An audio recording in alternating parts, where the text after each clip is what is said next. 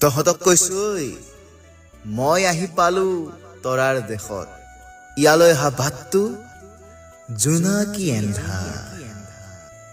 ইয়াত গছবোৰ নমৰে ফুলবোৰ সৰি নাযায় মই আহি পালো ইয়াত সকলোৰে এটাই শাৰী জাতি ধৰ্ম উচ্চ নিজ এইবোৰ ইয়াত নাই মোৰ সিদ্ধান্ত ঠিকই আছিল বুজিছ মই কৈছিলো যে মোৰ কোনো জাতি নাই মোৰ কোনো ধৰ্ম নাই মই মুক্ত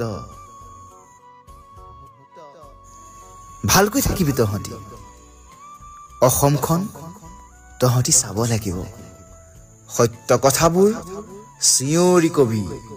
ঘণ্টা খাতিৰ নকৰিবি মোলৈ আকৌ ৰৈ নাথাকিবি হতাশা আহিলে